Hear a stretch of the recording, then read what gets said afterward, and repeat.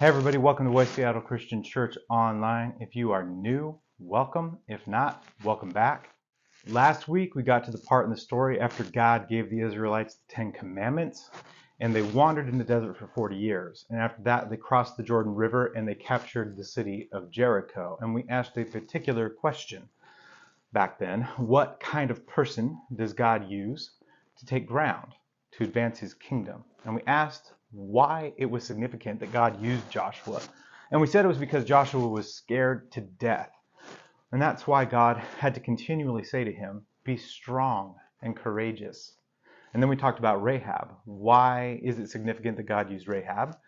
Well, because she didn't have it all together. We don't know her exact situation, but we do know she didn't have it all morally figured out. And we also know that she didn't wait to get her life together before she started following God. She just started where she was at. Today we're in chapter 8 of the story, and we're going to zero in on part of the section of the book of Judges, the next book in the Old Testament after the book of Joshua. And to set the stage, what you need to know is that when the Israelites moved into the promised land, each tribe was responsible for going and taking over a certain section of the land. And once they did that, that section was theirs. What we have to wrestle with today are a few issues. One is, how do we make sure that we transfer our love of God to our children? Another one is, do we believe that God is holding out on us? Or has God given us everything that we need? So if you read the chapter, you were introduced to some women and men who were used by God to do some great things and to keep Israel on track with the covenant they had made with God. So I want to pick it up in Judges chapter 2, verse 6. After Joshua had dismissed the Israelites, they went to take possession of the land, each to their own inheritance. The people served the Lord throughout the lifetime of Joshua and of the elders who outlived him and who had seen all the great things the Lord had done for Israel. Joshua, son of Nun, the servant of the Lord, died at the age of 110. And they buried him in the land of his inheritance at Timnath-Heres in the hill country of Ephraim, north of Mount Gash. After that whole generation had been gathered to their ancestors, another generation grew up who knew neither the Lord nor what he had done for Israel. Then the Israelites did evil in the eyes of the Lord and served the Baals. They forsook the Lord, the God of their ancestors, who had brought them out of Egypt. They followed and worshipped various gods of the peoples around them. They aroused the Lord's anger because they forsook him and served Baal and the Ashtoreths. So here's the question that we should all have. How does that happen? How is it that one generation after they've been in the desert, that the children that they had, they were raised up, those children were raised up and they didn't know anything about God or what he'd done for Israel? So it raises this question for every adult, whether you're a parent or not, or whether you're a grandparent or aunt or uncle or not, every adult. How do I ensure that my children know who my God is and that he knows what he's done in my life? And how do I make sure of that? Because I think what happens to us a lot of times is it's not so much that we want to withhold information, we just don't intentionally factor it in. And again, I'm not a professional, but I'll tell you here on parenting, but here's what I can tell you. Whatever you choose to hold as trite, your children and the kids and families around you that are watching you, whatever you choose to hold as trite or you're ambivalent, your children aren't going to hold that as significant. They will hold it as insignificant. And trite means you act as if certain things are corny, maybe not totally true, maybe dull or cliche. Basically, you don't act like it matters, or maybe it only matters sometimes to you, or maybe it only matters if there's not something more fun or interesting for you to be involved in. Does that make sense? Here's what that means. If you hold your relationship with the Lord tritely, like it's important this week because I know what the topic is at church and I like it, but it's not important next week because there's a game on, or I'm just too tired, or whatever. So what is trite? If you hold it as trivial, if you hold it as insignificant or negligible, if you say it's important, but you don't act like it is, or if you say it's important, but you don't consistently act like it, then guess what message you are sending to your kids and the kids around you? If your relationship with the Lord and your obligation within your faith community, if you hold that as trite, yeah, it's important, but I got all these other things. Yeah, we're supposed to do it, but I don't have time. Your children will believe that that thing is insignificant. So if you want your children to know and love the Lord, if you want them to be involved in a faith community that will help them grow and mature to the potential they have in Christ, you need to hold that as precious and dear. And your children need to see you being purposeful and intentional with your faith and engaged and participating in the life of the church and serving and practicing spiritual disciplines and praying and reading the Word of God and following through. They need to not just know that you think or do these things. They need to see these things happening in your life. And you need to show them how to do what you're doing. That's the legacy piece. Like seriously, how is it possible that within one generation they did not know anything that God had done? Now I understand they were busy. They were busy taking over their inheritance. And that's important, wouldn't you agree? But whatever you hold as trite, they will view it as insignificant. But whatever you hold as precious, they're going to hold that as precious. But if you think and act like something is insignificant, then they're going to take it one step further and it will not matter to them at all. So how do I make sure that my children and my grandchildren, the children of my friends, children in my neighborhood, everything like that, people that you know and love, how do you make sure that they know the Lord and the things that He's done in your life? How do I be intentional that that happens to the best of my ability? Because they have their own choices to make and they have their own lives to live and they have their world to be responsible for. But as much as it depends on me, I want to take responsibility for my piece of history and my passing on the God that I know and love. Because this part of the story today says that they didn't. And it caused some major problems. And so we see this cycle that happens in the book of Judges. They start worshiping other gods. And then bad things start happening, which we go, well, maybe God's punishing them. Well, I don't think it's actually that. I don't think it's so much that God is punishing them in the sense that we kind of think, well, here's the cause and here's the effect, punishment. I think what we're seeing here is God told this entire people that you will be the ones who tell the world who I am. You agreed to this covenant. And when they're not giving the world an accurate picture of who He is, then of course He has to intervene. Of course He has to bring them back to where they should be, which should give us pause for thought. Does that make sense? It's not so much that God's mad. He's bringing them back to the point where they turn to Him, and then they do. They cry out, and the story tells us that God sends a judge or judges. Now, the judges don't function like a king. They are very tribal, and they function within their particular local sphere of influence. And that being said, in our worldview, the judge is the one in our world who pronounces judgment. The judge gives the sentence. And then the one who carries out that sentence is a police officer or a prison guard or a correctional officer or something like that. They're the ones who carry out the sentence. In this Old Testament world, God pronounces the judgment. He gives the sentence. And then the judges are the ones who are responsible to carry out the sentence, to carry out the judgment. So you have a few good women and men who help Israel by providing judgment. They are the judges. Gideon and Ehud and Deborah and Samson. If you like action movies, then Judges is the book for you. These are people who are working towards trying to call God's people back to telling a proper story about who God is. And so we see this cycle. There's a list of all these judges, and I want to show that to you. This is where you can find their stories. So Israel does really good while there's a judge, but as soon as the judge dies, they're like, we don't want to be told what to do anymore. And God says, okay, I'm going to let you do it on your own for a while. And then everything falls apart into chaos. And this cycle just repeats itself over and over again. The judge who gets the most airtime in the story, whoever gets the most real estate in terms of the number of verses in their story, is the judge called Samson. But today, since I'm assuming you've done the reading on all these judges, what I want you to do is focus in on the people group that Samson was sent to be a judge over. Remember I said that the judges are very tribal, and they kind of focus their call on the local sphere of influence that they have. Samson's story is all around the tribe of Dan. And Dan is one of these smaller tribes, and so they kind of have this Napoleon complex, like short man's complex. If Dan was a short guy today, he would try to posture himself like a 6'5" bodybuilder in a 5'2" frame. He'd probably drive a sports car or a monster truck or something like that. So a little background on the tribe of Dan. Way back in Exodus 17, it says that the Amalekites attacked the Israelites.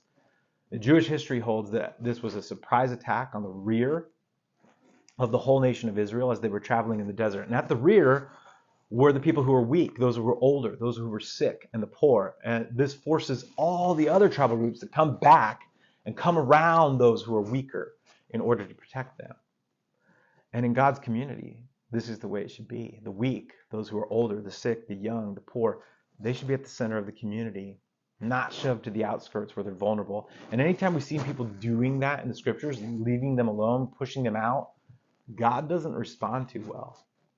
Well, it's after this in Numbers 10, when the Israelites leave Sinai, that God gives each tribe its responsibilities. And the tribe of Dan is always assigned as the rear guard. And I think Dan was always resentful of this. I mean, the big tribe of Judah always got to lead the way. Dan was always at the back, cleaning up after everybody, kind of feeling unappreciated. So when Israel finally moves into the promised land, all of the territories are then divvied up.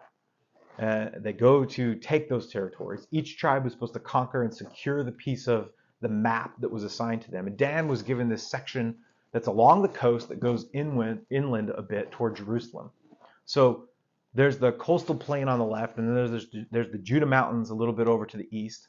And these mountains were where most of the tribe of Dan lived. I want to show you a map of the Via Maris. Over along the coast is a major trade route. There was a road that ran all the way through the Fertile Crescent from Babylon in the east to Egypt in the southwest. And along the coast, the road was known as the Via Maris, the way of the sea. And so this Via Maris went right through the part of Dan's territory that was along the coast. And this area was completely filled with people groups from like everywhere. It was like a total melting pot area filled with non-Jewish people, Gentiles. And I want to show you another area here called the Shephelah. In between the coastal plain and the Judah Mountains was this valley called the Shephelah, this area where over time the Jewish people developed a phrase. If you were coming from the coast, having just engaged with all those pagans near the Via Maris, they had this saying where they would say, "How is your Shephelah?" In other words, how are you doing at engaging with people who don't know God? Now, in this region, so many of the biblical stories happened here in the Shephelah. David and Goliath happened here. The story of Samson happened here in the Shephelah. And I want to show you this hill of Zorah. The middle hump on this hill, the hump is Zorah, and the hump to the right is Eshtaol. If you read your chapter in the story, both of these cities came up. When Samson is born, all of the tribe of Dan is living up on that ridge line, the whole tribe. And the problem with that is that they have been there for 7 years, actually. They haven't taken possession of the land they were told to. In fact, they're still living in tent cities, according to the text. But their promised inheritance extends all the way out to the coast. Well, I want to show you another picture. This is the Sorek Valley. This is a 180-degree flip of the view I just showed you. This is the valley down at the bottom, and it's called Sorek Valley. And there are actually 5 valleys that run east to west from the Mediterranean Sea up to Jerusalem. I'll show you a picture of that. So if you're going to attack Jerusalem from the Mediterranean going west to east, then you have to come up one of these valleys. And so each of these valleys has a guard city, cities like Megiddo and Gezer and Beth Shemesh. In the story of Samson and Delilah is from the Sorek Valley. So Delilah is living down there, and the tribe of Dan is up on the hill where the photo was taken. These people groups, in other words, were within spitting distance of each other. They're not hundreds of miles away. They're not even dozens of miles away. When you're up on this hill, if you turn to the right, you can turn to the right, and from that vantage point, the tribe of Dan could see all of the 5 major Philistine cities. And on the right side of this photo would be the city of Ekron. This is where the Philistines take the Ark of the Covenant when they steal it from Israel one time, and they don't take it hundreds of miles away. When if you read it, it makes it seem like it was taken way far away. But it's right within reach. It's like they're saying, we dare you to come and take it. It's like this big game of capture the flag. And what is the tribe of Dan doing for 7 years? Dan is sitting up in the hills because they're scared. They're scared of what God gave them because it's filled with people they don't know and people who they're afraid of.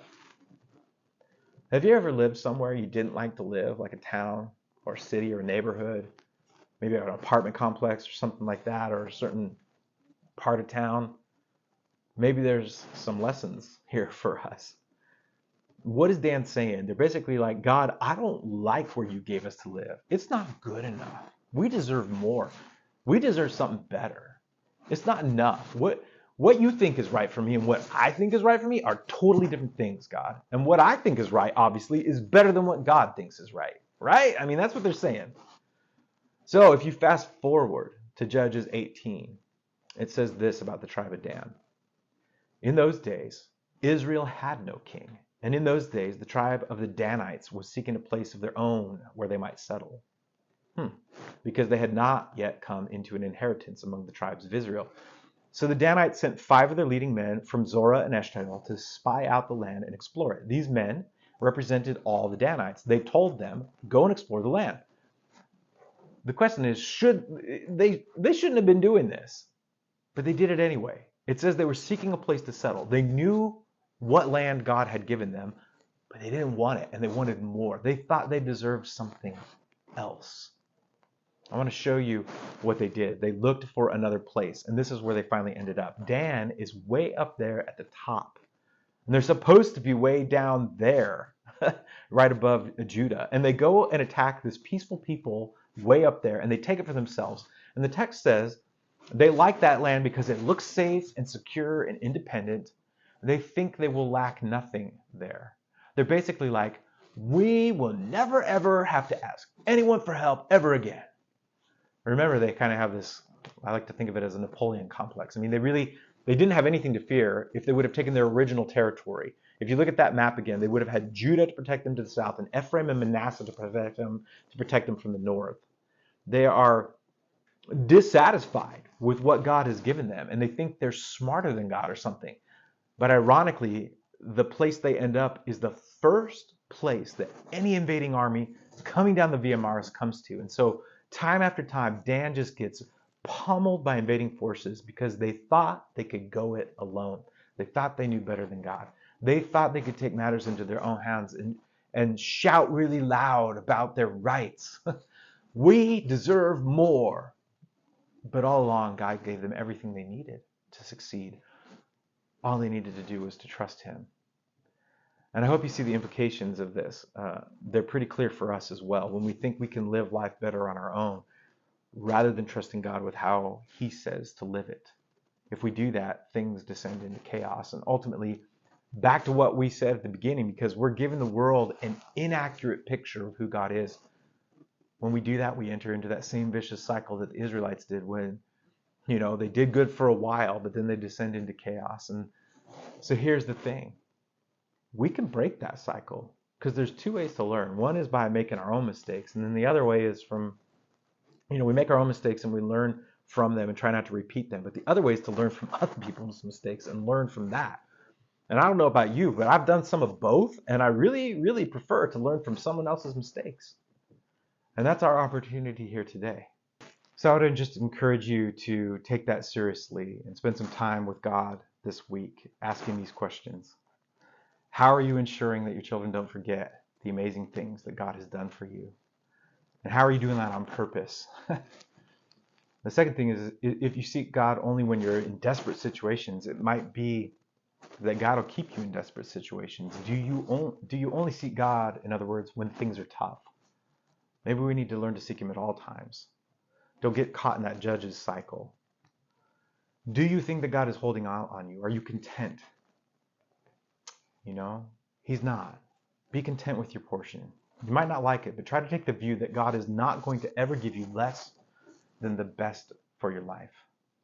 Because even if it seems like you have these huge Philistines in your life that are impossible to conquer, like Dan thought, he's given you Judah and Ephraim and Manasseh and all the rest of the family to help you out. So go take what God says is yours. Are you content, or are you constantly striving for something that you think is more? I'm Worth Wheeler for West Seattle Christian. Stay rooted and deep in Jesus and produce good fruit, my friends.